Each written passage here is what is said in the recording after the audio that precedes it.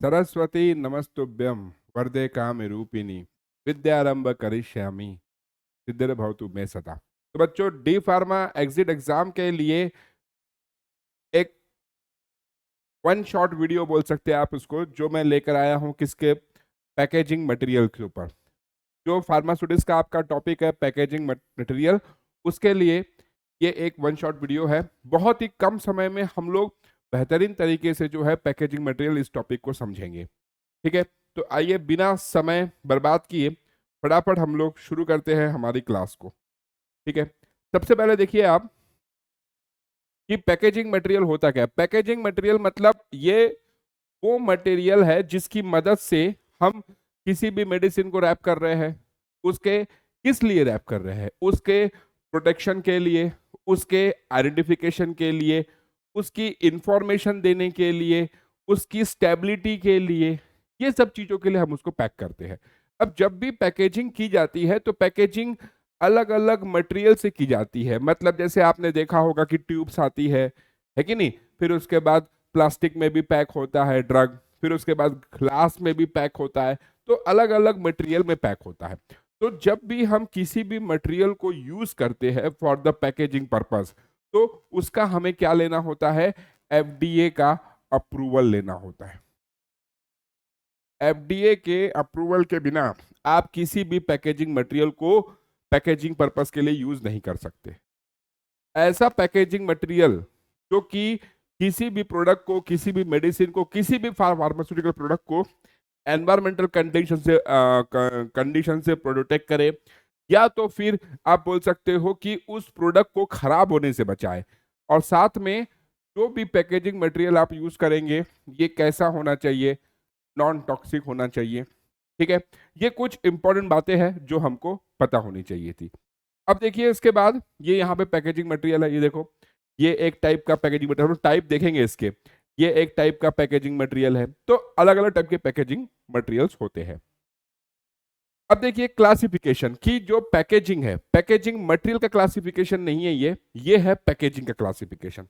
ठीक है, तो अलग अलग टाइप की पैकेजिंग, जैसे प्राइमरी पैकेजिंग होती है, सेकेंडरी पैकेजिंग होती है, टर्सरी पैकेजिंग होती है, उसको हम समझेंगे। तो यहां पर देखो, जैसे ये डोसेस फॉर्म है, यहां पर मैंने लिखा हुआ है टैबलेट। ये मान लीजिए कुछ टैबलेट्स है। क्लियर? अब जब टैबलेट ये स्ट्रिप में पैक है, स्ट्रिप में पैक है, तो इसको हम लोग कह रहे हैं प्राइमरी पैकेज। ये क्या कहलाएगा बेटा? जहां पर डायरेक्टली डायरेक्टली जो है डोसेस फॉर्म को पैक किया जा रहा है, वो क्या कहला रहा है? प्राइमरी पैकेजिंग कहला रहा है। ठीक है, क्योंकि प्राइमरी पैकेजिंग की एक और प्रॉपर्टी होती है कि प्राइमरी पैकेजिंग जो होता है ये डायरेक्ट कांटेक्ट विथ प्रोडक्ट होता है। डायरेक्ट कांटेक्ट विथ प्रोडक्ट, जो आपका डोसेस फॉर्म है उसके डायरेक्ट कांटेक्ट में रहेगा ये। क्लियर? उसको बोल देंगे प्राइमरी पैकेजिंग। फिर सेकेंडरी पैकेजिंग। सेकेंडरी पैकेजिंग मतलब प्राइमरी पैकेजिंग जिस पैकेजिंग में पैक करेंगे उसको कहेंगे सेकेंडरी पैकेजिंग,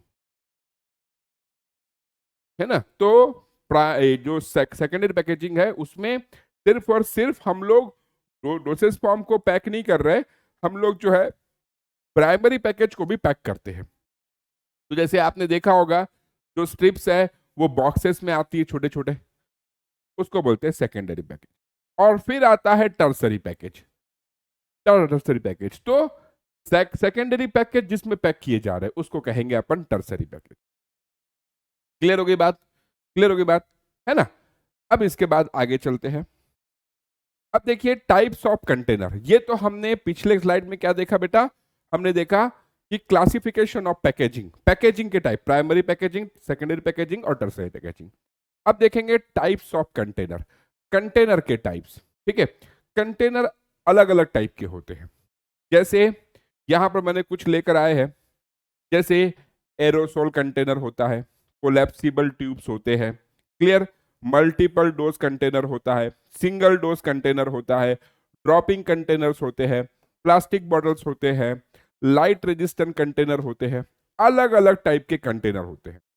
इनको एक एक करके थोड़े से हम डिस्कस करें। जैसे जैसे मैं आपको बताऊं तो वेल क्लोज्ड कंटेनर, ठीक है, ये कंटेनर के टाइप्स है। ठीक है बेटा, वेल क्लोज कंटेनर, मतलब ये ऐसा कंटेनर होता है जो ड्रग को ट्रांसपोर्टेशन के दौरान जो है प्रोटेक्ट करता है, स्टोरेज के दौरान प्रोटेक्ट करता है, हैंडलिंग इजी करता है।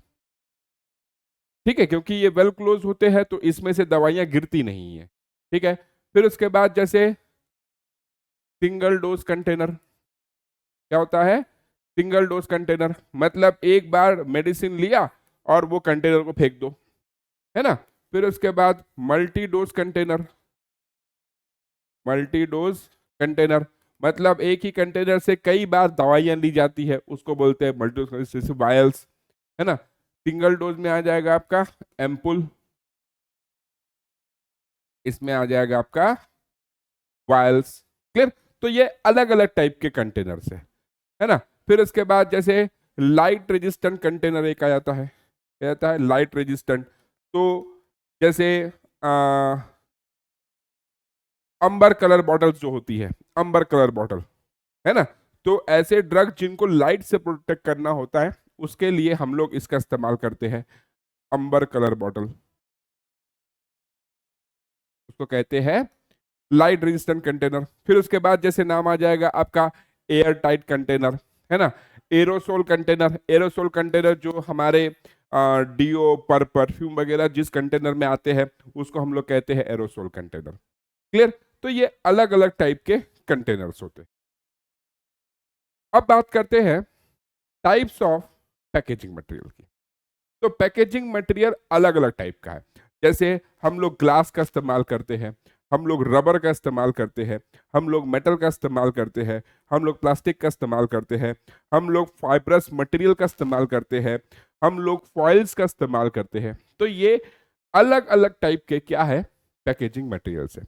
जैसे यहां पर देखो, यहां पर सबसे पहले आपको दिख रहा है ग्लास, ग्लास कंटेनर। फिर ये जो है, ये मान लीजिए आपका जो है मेटल्स जो हम बोलते हैं, ट्यूब वगैरह, ये मेटल से बने हुए होते हैं, है कि नहीं। फिर इसके बाद ये जो है रबर, ये है रबर। क्लियर?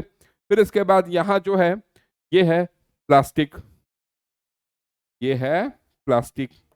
फिर इसके बाद ये कंटेनर जिसको अपन बोलेंगे फाइब्रस मटेरियल, जो कार्टून्स वगैरह होते हैं ना, है कि नहीं, फाइब्रस मटेरियल से बने हुए होते हो, ये भी तो एक पैकेजिंग मटेरियल है।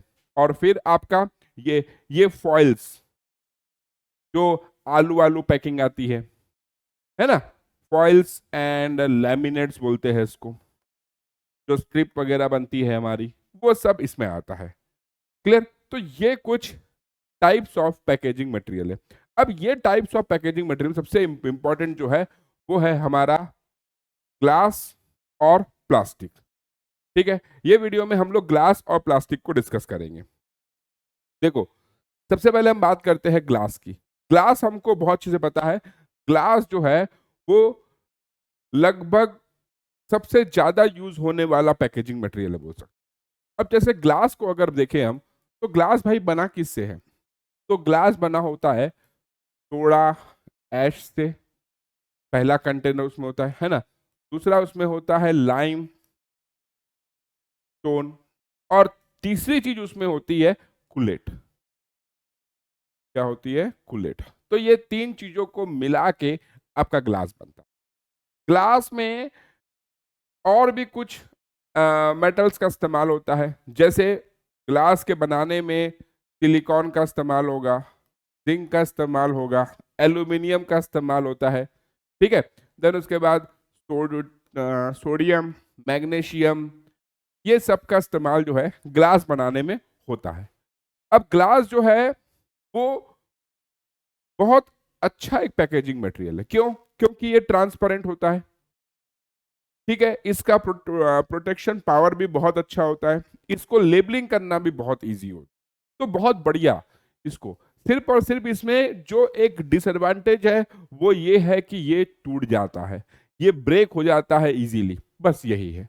और दूसरा एक है कि ये प्लास्टिक कंटेनर के कंपेयर में थोड़ा सा हेवी है, तो ट्रांसपोर्टेशन के दौरान थोड़ा सा जो चार्जेस है वो बहुत ज़्यादा लग जाते हैं।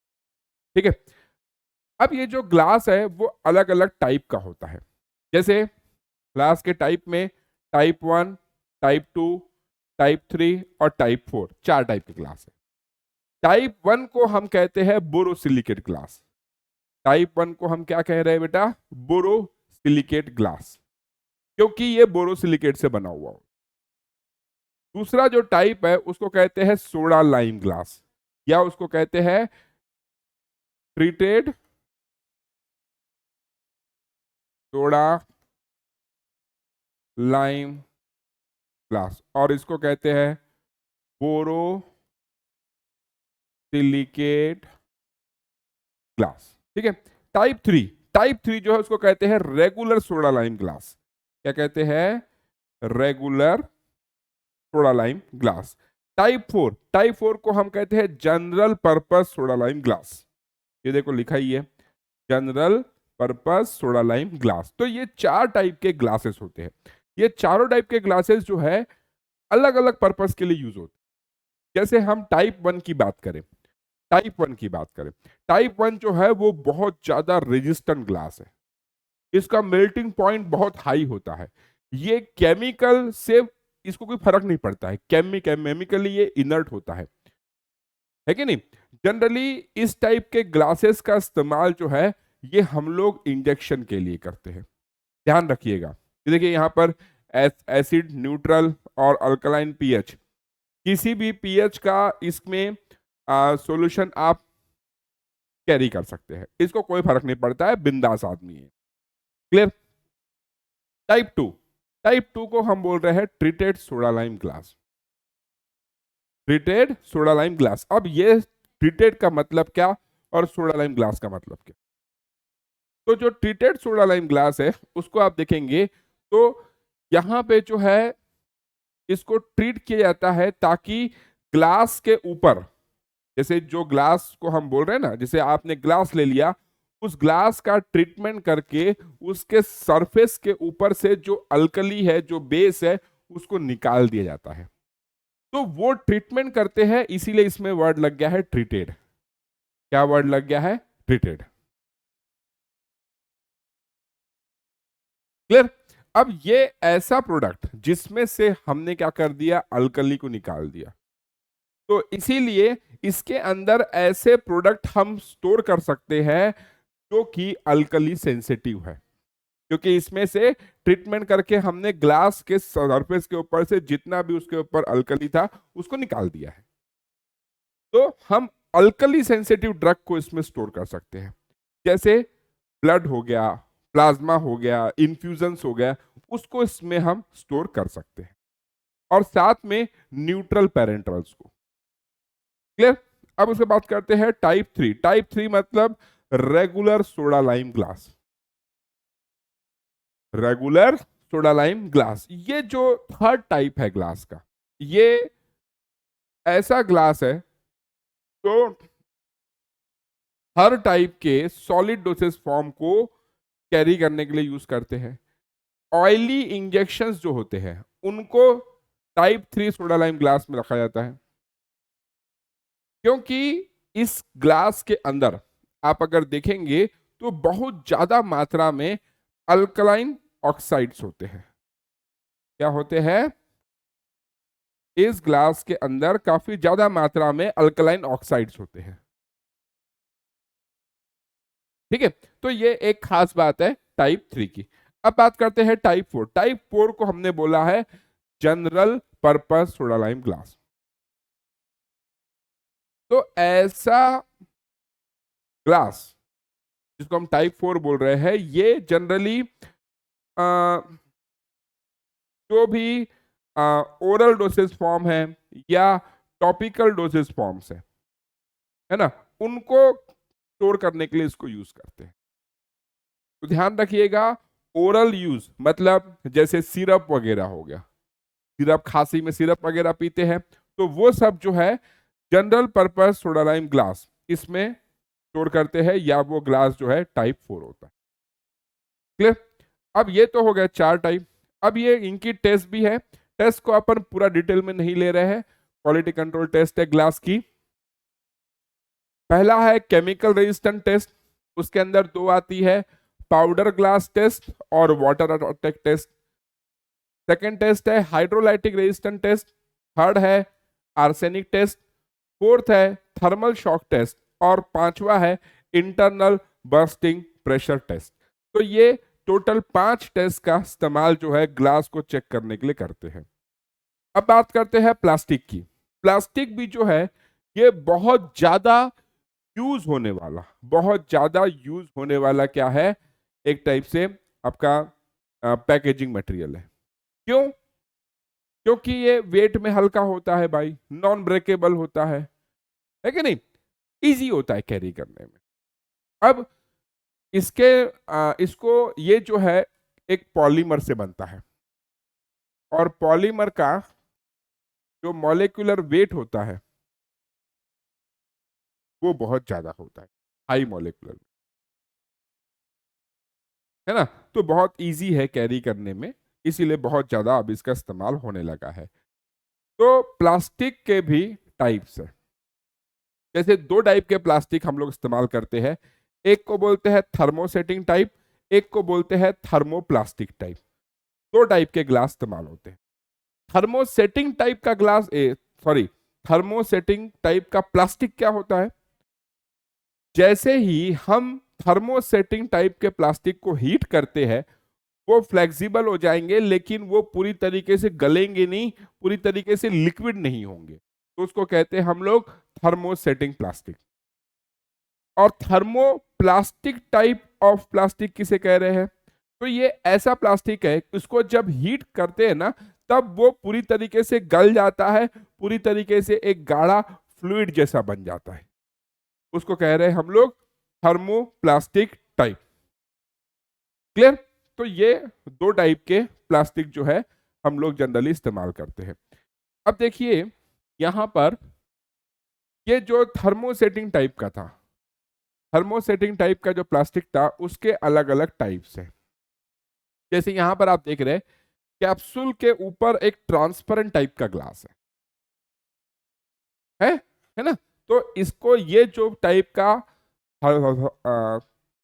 प्लास्टिक है इसको हम क्या कह रहे हैं, इसको हम कह रहे हैं पॉलीइथाइलिन। क्या कह रहे हैं? पॉलीइथाइलिन, है ना। ये थोड़ा सा फ्लेक्सिबल होता है, इसका मेल्टिंग पॉइंट जो है अप्रोक्सीमेटली 110 से लेकर 150 डिग्री सेल्सियस तक होता है ना, रेंज होती है ये। और इसका इतना हाई मेल्टिंग पॉइंट होने की वजह से ये जो है इजीली स्टरलाइज भी हो सकता है, इसको ऑटोक्लेव भी कर सकते हैं। क्लियर? अब उसके बाद सेकेंड वाला टाइप, सेकेंड वाला टाइप जो है उसको अपन कहते हैं पॉलीविनाइल क्लोराइड। ये है, ये क्या है बेटा? पॉलीविनाइल क्लोराइड, जिसको हम लोग बोलते हैं पीवीसी। नाम सुना होगा आपने, पीवीसी पाइप्स। तो ये पीवीसी मटेरियल से बने हुए ग्लास कंटेनर, ये सॉरी प्लास्टिक कंटेनर से। ये थोड़े से कम फ्लेक्सिबल होते हैं as compare to the polyethylene, कम फ्लेक्सिबल, थोड़े हार्ड होते हैं। ठीक है।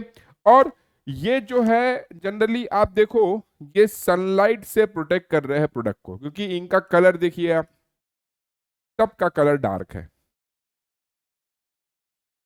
सबका कलर जो है डार्क है।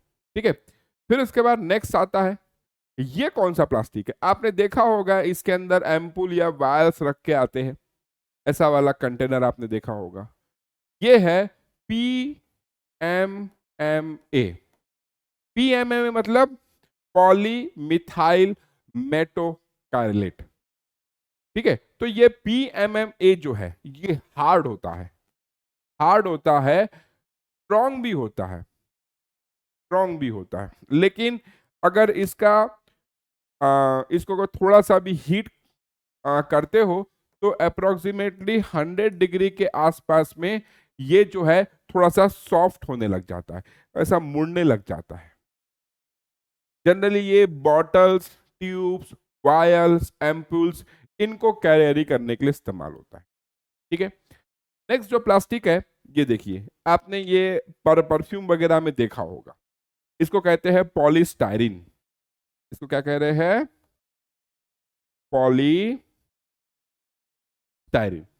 पॉलीस्टायरीन जो है ये हार्ड होता है। कैसा होता है? हार्ड होता है थोड़ा सा, है ना। ये रिजिड भी होता है, फ्लेक्सिबल नहीं होता, कड़क होता है, ठीक है। लेकिन वेट में जो है थोड़ा सा लाइट होता है, हल्का होता है वेट।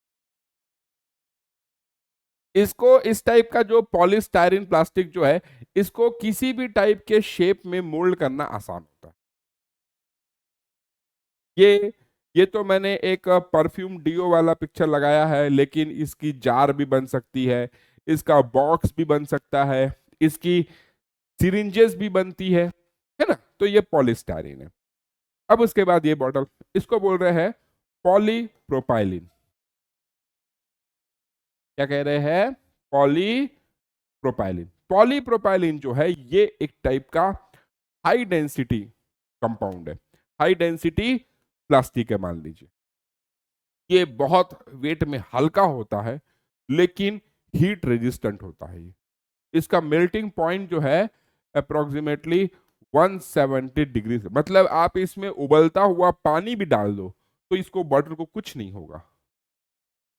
जनरली ये पॉलीप्रोपाइलिन जो है ये बॉटल्स या फिर ट्यूब्स बनाने के लिए इस्तेमाल होता है। और लास्ट है पॉलीकार्बोनेट। ये है पॉलीकार्बोनेट।